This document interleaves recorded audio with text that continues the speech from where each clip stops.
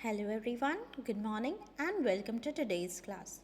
आज की इस क्लास में हम स्टडी करेंगे effective and valid publications and nomenclatural types. ठीक है। अब क्या क्या टाइप्स होते हैं, कैसे हम किसी भी चीज़ को स्टडी करते हैं, वैलिड हम किसी भी चीज़ को पब्लिश करवाते हैं तो वो इफ़ेक्टिव है या नहीं है, थोड़ा सा हम इसके बारे में इंफॉर्मेशन लेंगे। So let's start our topic. देखिए, लीनियर सिस्टम ऑफ क्लासिफिकेशन, जो भी लीनियर्स थे उन्होंने क्लासिफिकेशन का सिस्टम दिया था, तो ये भी हम देखेंगे। सबसे पहले हम देखें कि पब्लिकेशन या प्रकाशन क्या होता है। इफ़ेक्टिव पब्लिकेशन मैंने आपको बताया, अभी वैलिड बोला मैंने, तो अब इन सब शब्दों का मतलब क्या था। हाँ, पब्लिकेशन की अगर हम बात करें तो इसे हम बोलते हैं प्रकाशन। ठीक है। अब इफ़ेक्टिव मतलब प्रॉपरली पब्लिश्ड। कोई भी रिसर्च कोई भी व्यक्ति कर रहा है तो उस रिसर्च को पब्लिश भी हमको प्रॉपरली कराना होता है। ठीक है। कुछ ICN है, Indian council of nomenclature, Indian code for nomenclature. यहाँ पर हमको कुछ रूल्स मिलते हैं, अकॉर्डिंग टू दैट हमको कुछ पब्लिकेशन करवाना होता है। जैसे अगर हम आगे फर्दर पढ़ेंगे, आप लोग कंटिन्यू करेंगे तो आप ISSN नंबर क्या होता है, ISBN नंबर क्या होता है, बुकलेट क्या होती हैं, जर्नल्स क्या होते हैं, रिसर्च आर्टिकल क्या होता है, ये सब चीज़ें भी हम अपने आगे की क्लासेस में कंटिन्यू करेंगे। फ़िलहाल तो आप पब्लिकेशन के बारे में जानें कि प्रॉपरली पब्लिश्ड होता है मतलब वो इफ़ेक्टिव होता है अकॉर्डिंग टू ICN। वो ICN के रूल्स फॉलो करता है पब्लिकेशन। देखिए, valid publication in a nomenclature is a formal public and permanent recording of scientific name. Formal होता है, पब्लिकली हम उसको डिस्प्ले करते हैं, और एक परमानेंट रिकॉर्डिंग होती है जो साइंटिफिक नेम की, to make it available for use strictly complying with international code. ठीक है। तो अभी यहाँ तो बात हो रही है प्लांट की या किसी भी चीज़ की जो कोई स्पीशीज़ होती है, उससे रिलेटेड जो पब्लिकेशंस होते हैं उसकी बात हो रही है। और मैंने आपको ये जो चीज़ बताई है यहाँ पर, तो ये मैंने बताई है आपको जब भी हम रिसर्च पेपर्स पब्लिश कराते हैं तो उससे रिलेटेड। चलिए आगे समझते हैं principles of scientific publication. Publication के क्या क्या सिद्धांत होते हैं। तो पब्लिकेशन में सबसे पहले इफ़ेक्टिव पब्लिकेशन होना चाहिए, वैलिड होना चाहिए, अवेलेबिलिटी होना चाहिए एंड स्टार्ट डेट होना चाहिए।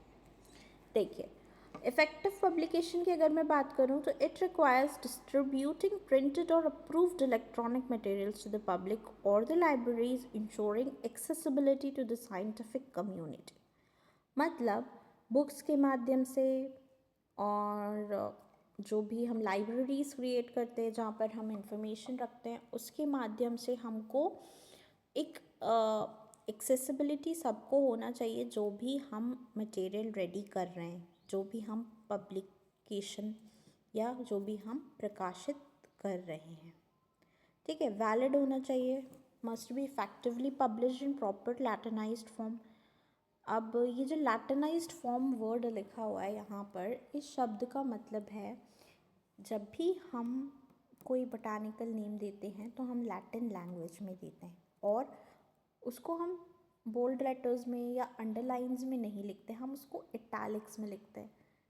ठीक है। इटैलिक BIU ऐसे होता है ना, आप कीबोर्ड देखते होंगे या कभी आपने प्रेजेंटेशंस रेडी की होंगी तो आपने देखा होगा कि इटैलिक एक सिस्टम होता है, उसमें हम इसको देते हैं विद डिस्क्रिप्शन और diagnosis, indicated ranks, and since 1958 a designed nomenclatural type, मतलब स्पेसिमेन। ठीक है। इस माध्यम से हम अपना पब्लिकेशन जो है उसको वैलिड पब्लिकेशन बोल सकते हैं। अब अवेलेबिलिटी की बात करूँ मैं तो an available name is one that is published, treated is binomial and fulfil requirements like registration in ZooBank. अब आप किसी भी चीज़ को कोई नाम दे रहे हैं, मतलब आपने रिसर्च की, आपने कोई नई स्पीशीज़ की खोज की और आप किसी भी चीज़ को कोई नाम दे रहे हैं, तो उसका एक प्रॉपर रजिस्ट्रेशन होना चाहिए। And zoo bank is related to zoology. ठीक।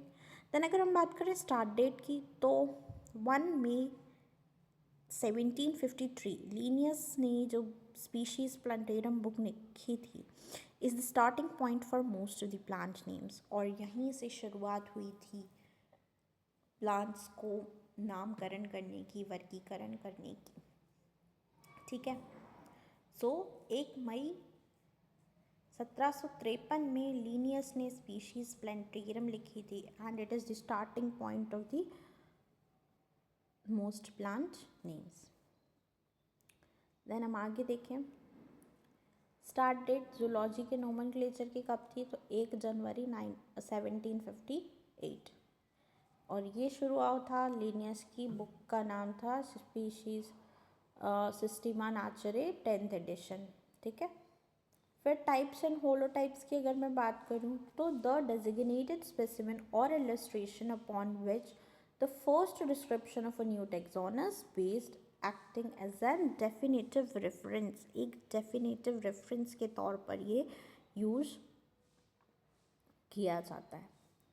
Then electronic publication, so validated for zoology after 2011, 2011 के बाद जूलॉजी के लिए वैलिड किया गया था। इफ़ रजिस्टर्ड इन जू बैंक में अगर कोई चीज़ रजिस्टर्ड है तो उसके लिए, और बॉटनी के लिए भी 2011 के बारे में दिया गया था। If published in PDF with an ISSN या ISBN नंबर के साथ, अगर ये किसी भी PDF में फॉर्म में किसी भी बुकलेट जर्नल में पब्लिश्ड है और किसी भी ऑनलाइन सोर्स पर अवेलेबल है तो वो इलेक्ट्रॉनिक पब्लिकेशन की कैटेगरी में आएगा and it is very important from research point of view. अगर हम बात करें नोमन न्यूटन की, तो a name published without a description, बिना डिस्क्रिप्शन के कोई चीज़ पब्लिश की गई है, which is invalid and not valid validly published.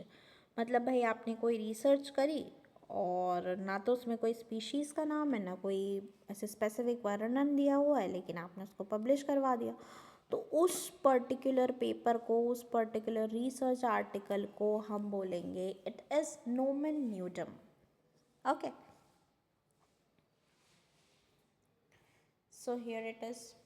अब जैसे हमने देखा कि पब्लिकेशन क्या है या प्रकाशन क्या है, ठीक है, तो अब वैसे ही होता है नोमेनक्लेचरल टाइप।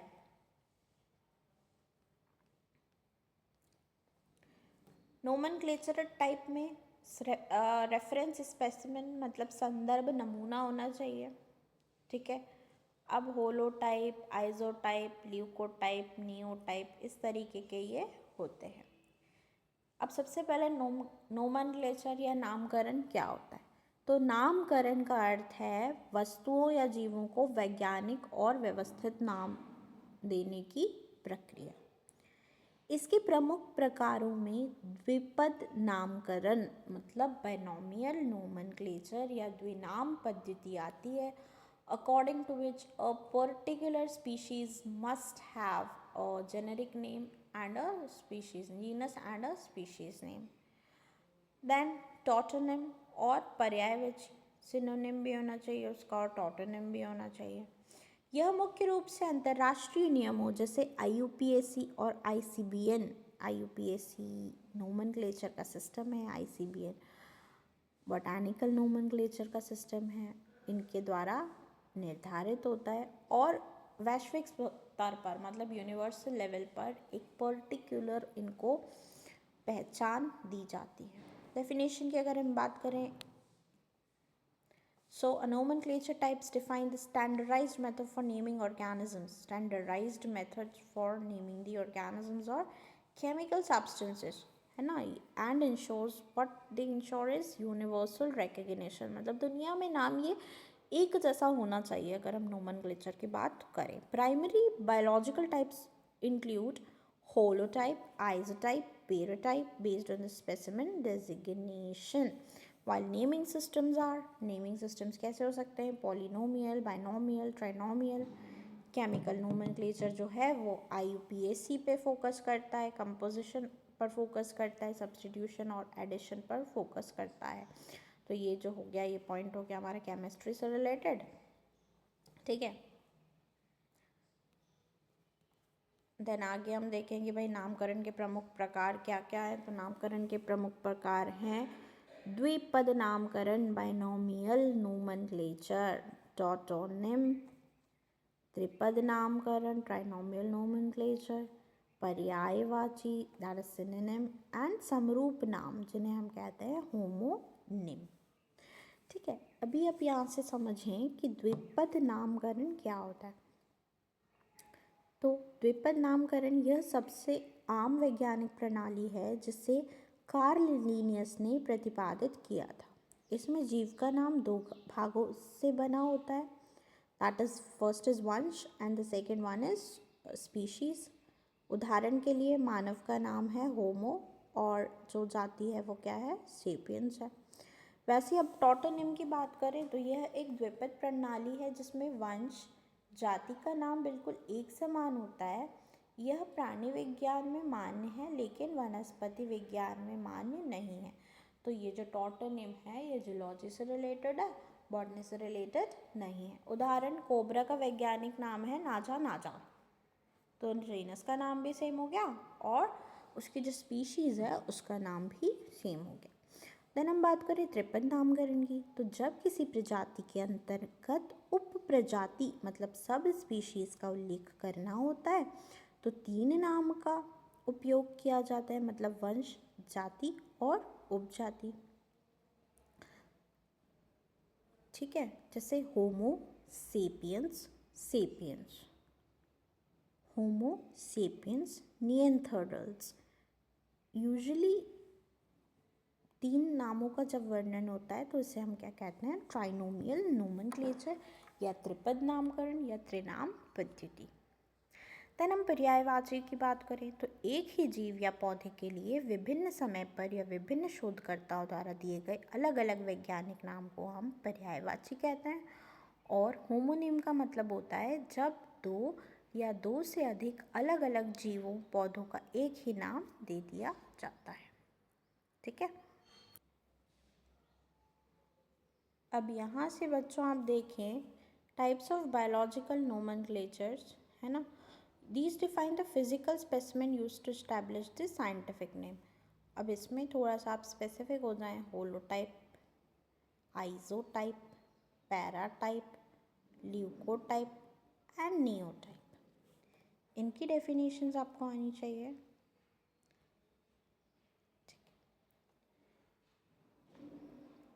होलोटाइप क्या होता है, तो the single definitive specimen chosen by the author to represent the species. किसी भी स्पीशीज़ को रिप्रेजेंट करने के लिए ऑथर द्वारा सिंगल स्पेसिमेन का चूज करना इज इन होलोटाइप। आइजोटाइप की बात करूँ और तो duplicate specimen of holotype, holotype का एक डुप्लीकेट स्पेसिमेन को हम बोलेंगे आइजोटाइप। फिर नेक्स्ट यहाँ पर है सिन टाइप।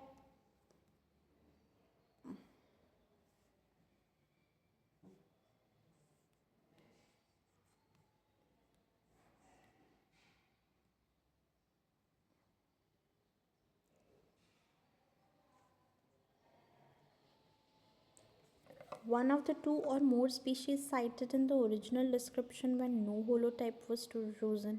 जब भी कोई होलोटाइप चूज़ नहीं किया जाता है तो एक या एक से अधिक स्पेसिमेंस ओरिजिनल डिस्क्रिप्शन में अगर साइट किए जाते हैं तो वो सिन टाइप कहलाता है। देन मैं पैराटाइप की बात करूँ तो ऐसा specimen listed in the original description जो कि ओरिजिनल डिस्क्रिप्शन में लिस्टेड है but not in the holotype और एन आइजोटाइप, मतलब होलोटाइप और आइजोटाइप के फॉर्म में डिस्क्रिप्शन इसका नहीं दिया गया है। देन अगर मैं ल्यूकोटाइप की बात करूं तो specimen selected later for the original material to serve as an holotype when the original was missing. जब ओरिजिनल नहीं होता है तो ल्यूकोटाइप का प्रयोग किया जाता है। अगर नियोटाइप की बात करूं तो a new specimen chosen to serve as a type when all original material was lost, मतलब किसी भी डेटा से रिलेटेड अगर पूरा मटेरियल लॉस्ट हो गया है तो हम नियोटाइप का प्रयोग करेंगे।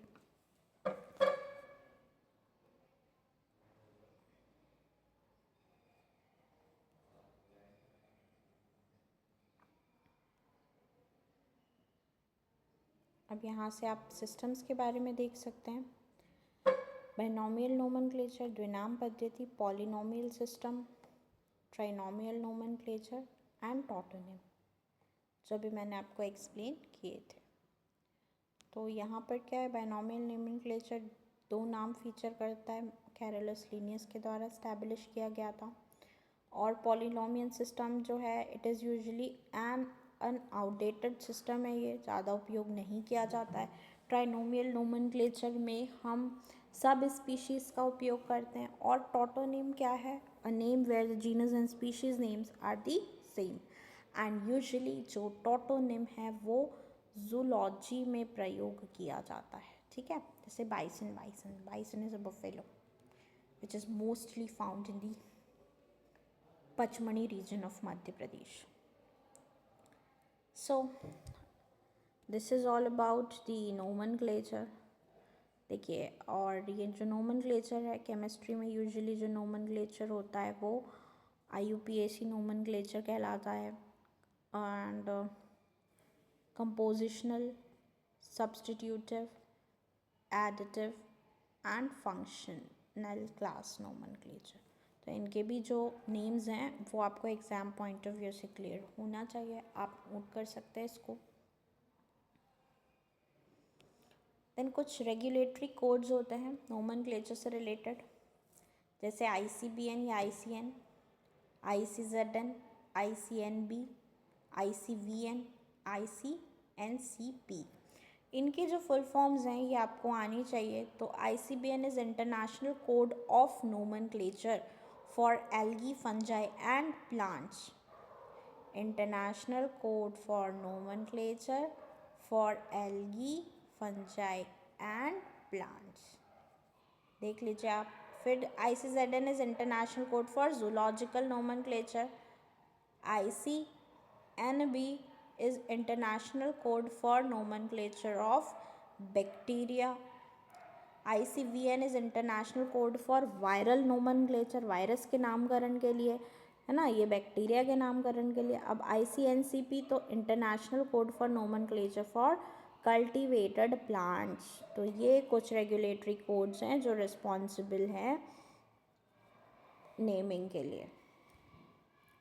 दैन की नोमेनक्लेचरल कोड्स, वही जो अभी मैंने आपको बताया। तो अभी आप थोड़ा सा और देख लीजिए। ICN बोटानिकल के लिए यूज़ हो जाता है, ICZN जूलॉजिकल के लिए, ICNP ये प्रोकैरियोट्स के लिए यूज़ होता है, ICNCP जो है वो कल्टिवेटेड प्लांट्स के लिए यूज़ होता है, and ICVN is used for the viral nomenclature. So ये भी आप नोट कर लीजिएगा। कॉमन नोमेनक्लेचर एक्ट्स जो है उनसे आएगा SPNO, मतलब species Nova, a new species being describe, नई स्पीशीज़ डिस्क्रिप्शन के लिए। जेन नोवा मतलब जीनस नोवम, कोई भी जीनस अगर बनाया जाता है तो उसमें जेन नोवम का उपयोग किया जाता है। कॉम्ब नोव मतलब combination nova, a new combination of a moving species to different genus, अगर कोई भी स्पीशीज़ दूसरे जीनस की तरफ मूव करती है तो हम उसको बोलते हैं कॉम्बिनेशन नोवा। फिर नोमन नोवम, ये जो है एक रिप्लेसमेंट है किसी भी नाम का, दैट इज़ इलेजिटिमेट या इनवैलिड, ठीक है। Then stat nov, status novus, a name adopted at a new rank, नई रैंक पर कोई भी नेम अगर अडॉप्ट किया जाता है तो वो इसके अंतर्गत आता है। So that's all for today, thank you, have a good day.